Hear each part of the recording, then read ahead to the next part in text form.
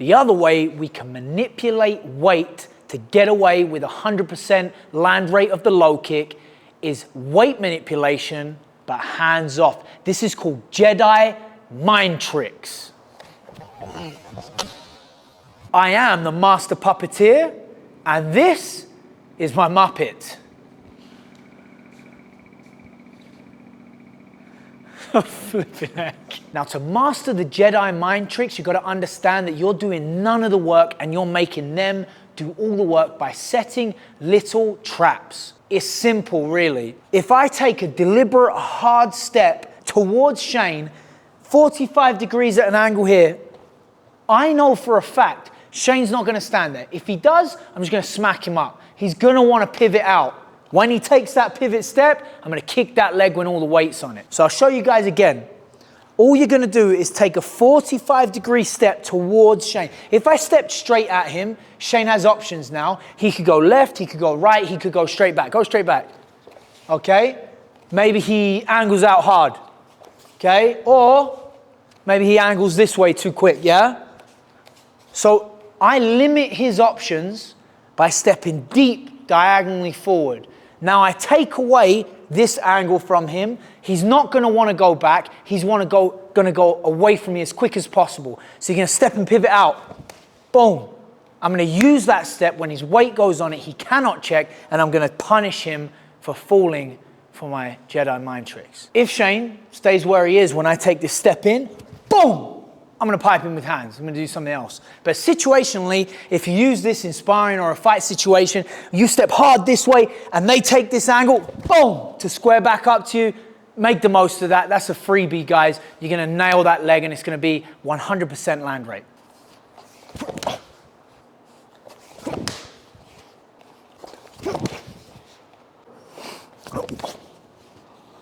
Another lovely Jedi mind trick is just taking a simple step back and being switched on. You could almost make it look like you got hurt. Take a cowering step back. Once he takes that big step in, where's the weight? For a split second, the weight's gonna be on this leg, and you're gonna take advantage of that 100% land rate. Zero defense available right now. So, let's say I act like I'm hurt. Whoa, boom! I'm ready though. I'm ready to capitalize on that heavy leg. I take a couple steps, boom! As soon as weight goes on that leg, I chop it. That's using the baseball bat here, taking a step back and using the baseball bat. We can also use the whip, and I love this one. It's a little bit more of a safer angle. I can take a step back like this and exit 45 degrees even more, kicking the back of his leg. So we're taking a step straight back, and then as he steps in, we're going 45 degrees off the center. Sorry. You know why?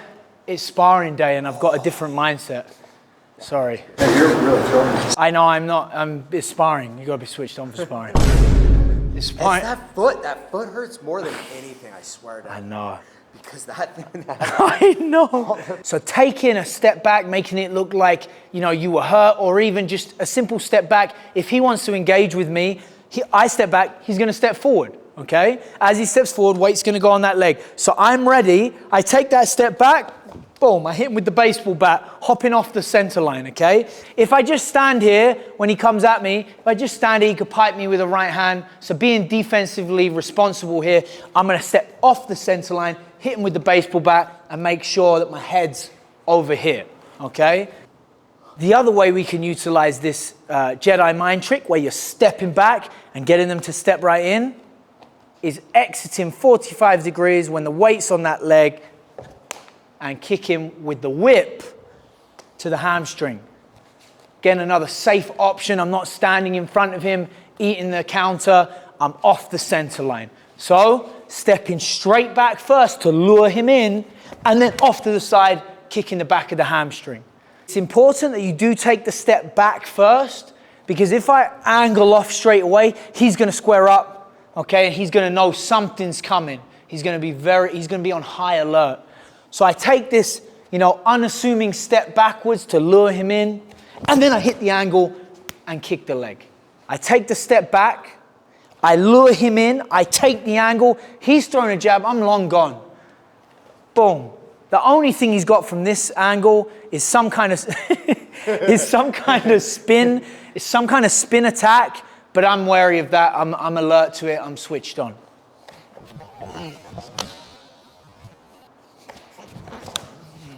A fun one, we'll call it a fun one. It's a little bit like risque. I'm gonna like stick my chin out like this. As he throws the right, I've got two options. I can stick my head off the center line and kick the leg, or I could just lean straight back, boom, and chop him with that baseball bat. Being a little bit risky here, you gotta know your range, you gotta understand their timing. Maybe it's later on in the fight, you've done damage to this leg, you've been beating him up left, right, and center, he's tired and lethargic. Maybe there's been a heavy grappling round, clinching a lot, and his arms are tired and he's selling his punches. This is a good time to do it when this punch is gonna be sloppy and I'm gonna see it telegraphed. This is why you gotta stick to those foundations and keep everything nice and tight. So if he starts telegraphing this right hand, I'm gonna show him my chin, boom. All of the weight, to throw a good right hand, all of his weight is gonna be on that lead leg, and I slip my head off the center and I crack it with the baseball bat. This is a great time to use the baseball bat and not the whip, because you can really get the middle of your shin right on the front of that quad. Okay, the other option here is to have your head here playing this game and lean straight back. Again, a little bit risky. If there is a follow-up punch, you've got to be wise to the left hook, or even maybe I don't understand his range on that right hand and he really reaches and gets me at the end. So you gotta be smart, guys, you gotta be smart. So either head off center, boom, or straight back, boom. Again, both of them, baseball bat. In my opinion, you should strive to be great in every aspect and area of this sport and make every individual technique perfect or close enough to perfect. Nothing's ever gonna be perfect, but you should strive for it. This is why it's important to go over something like the low kick and not just be able to throw a hard low kick. It's not about how hard you can kick. It's about placement of the kick, accuracy of landing on the same spot over and over again, and then choosing your weapon appropriately. Make it easy for yourself, put their weight onto the leg, whether physically manipulating them or using the Jedi mind tricks like we've been talking about. The reason the low kick is just such a game-changing strike and should be put into everyone's game is it can take away powerful weapons. For me to throw a hard right hand, or you know what? For me to throw any right side strike with power, I have to transfer weight onto my lead leg. Okay, so now think about this. If I'm a really good boxer, let's say we're talking MMA fight, I'm really good with my hands and I'm coming out, and you got to be worried about this right hand because I've put the last 5 opponents to sleep with a straight right or a big overhand, okay? What should the game plan be? One thing that you could work on is chopping away at this low kick from the first bell. Because as soon as you start chopping away at this low kick and then my leg starts getting sore, I'm going to start being tentative to put weight onto it. If I'm tentative to put weight onto it, looky, you just took away my best weapon. You just took away my whole game plan was to land a big right overhand on you, and now you kicked me 5 times in the leg with great precision when my weight was on it. I don't want to throw my right overhand now because I don't want to put weight on my leg. That's one example. Now you take the fight wherever you want. You've taken away his strength, and now you can run with your strengths. Maybe you want to box with him now because he's not a good boxer anymore.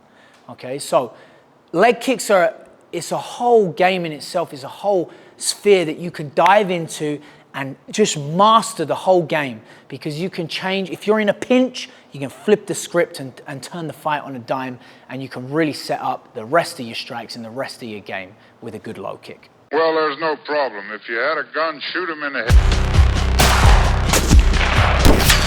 This course is all about the game-changing technique of the low kick, the different nuances on how to throw it, the different angles, the setups, and even some puppeteering Jedi mind tricks to set that low kick up. This course is for everybody in combat sports because, believe it or not, the low kick to the leg is game-changing, and you can bring it out in times of serious need Or you can build your whole game off of it. Turn the fight around on a dime, but being able to throw it and execute it properly at the right time is crucial. After you finish this course, you should be able to finish fights with the low kick. You should be able to land a higher volume of kicks to the leg and have a scientific understanding of where to land and why you're landing with that part of the leg. You'll be able to take away your opponent's most powerful and dangerous weapons and use pain as a psychological weapon to manipulate how your opponent fights. Are you ready to power up your low kick? Let's get started.